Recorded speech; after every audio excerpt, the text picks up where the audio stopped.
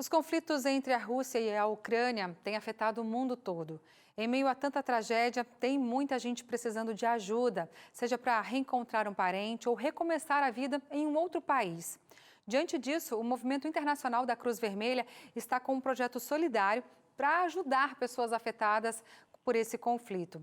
Quem conversa com a gente sobre este assunto é o Diogo Alcântara, que é o porta-voz do Comitê Internacional da Cruz Vermelha. Boa noite, Diogo. Seja muito bem-vindo. Boa noite, Darcy. Muito obrigado pela oportunidade. Nós que agradecemos. Explica para a gente como é realizado o trabalho da Cruz Vermelha Internacional diante de cenários de guerra. O Comitê Internacional da Cruz Vermelha ele nasceu no campo de batalha. Enfim, a gente é uma organização que existe desde o século XIX e nossa missão é levar a proteção e assistência a vítimas de guerra e de violência armada. Então, hoje a gente atua em mais de 100 países em todo o mundo. E nossas principais operações são justamente em países em conflito armado, seja na Síria, no Afeganistão, na Ucrânia também. Certo, e vocês também têm representantes na Ucrânia, né? Então, quais trabalhos estão sendo desenvolvidos por lá especificamente?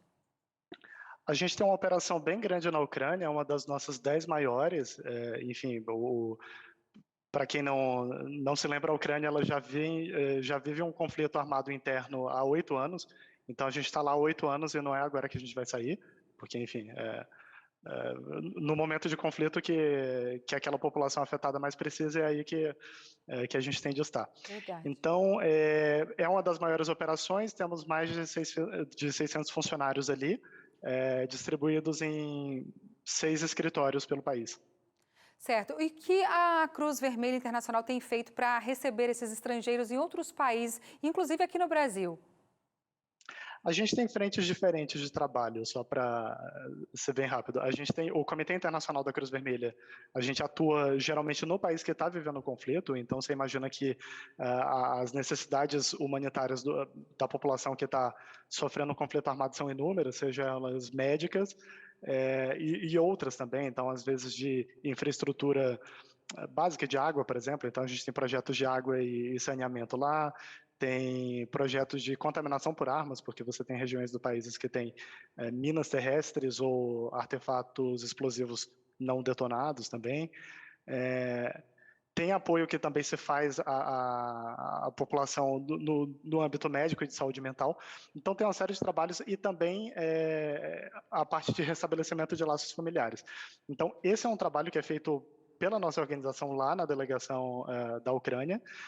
Nos países que são vizinhos, que agora estão sendo impactados pelo fluxo migratório de refugiados, segundo a última estimativa que eu vi das Nações Unidas, já se contam mais de 1 milhão de pessoas que saíram da Ucrânia. Então, a gente tem trabalha em parceria com a Cruz Vermelha dos países vizinhos, seja da Polônia, da Hungria, da Moldávia, por exemplo. Então, eles fazem um trabalho de acolhimento, fazem trabalho de apoio nos abrigos que recebem esses migrantes, esses refugiados. Então, essa é outra frente de trabalho. E ainda tem uma terceira que é bem clássica da nossa operação, que é de falar com as partes em conflito, porque a gente faz um apelo, na verdade, como organização, às partes em conflito. Isso não é específico desse conflito, mas de todos onde trabalhamos, que é de respeitar o direito internacional humanitário, que preza por algumas regras na guerra. A gente às vezes pode pensar que guerra não tem regra, mas tem regra. E uma dessas regras é de não atacar civis, de não atacar instalações médicas e de permitir. Bom, eu estou simplificando, tem mais que isso também. Uhum. Mas uma delas também é de dar acesso aos profissionais médicos e de assistência humanitária. Então, isso é um dos chamados que a gente está fazendo agora, inclusive para conseguir fazer mais, atuar mais nesse momento que está mais agudo da crise. Ontem a gente fez algumas entregas de doação na cidade de Mariupol. Hoje também lá em Mariupol e em Kiev, basicamente essas entregas foram de insumos médicos, tanto para ferimentos de guerra quanto para queimaduras e outros tipos de ferimento.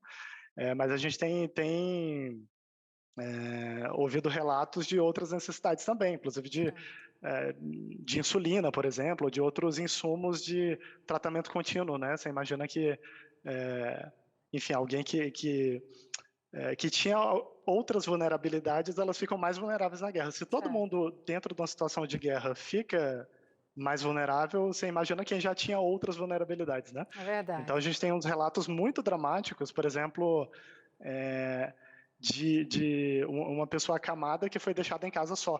Nossa. As pessoas, enfim, fugiram, tiveram de sair de casa e essa pessoa estava lá. Então você imagina uma pessoa cadeirante ou uma pessoa que está passando por um tratamento crônico, né? E isso só demonstra a relevância do trabalho de vocês. Parabéns, Diogo. Deus abençoe muito, viu? E que ele possa continuar usando vocês para ajudar nesse contexto de guerra. Um abraço. Muito obrigado.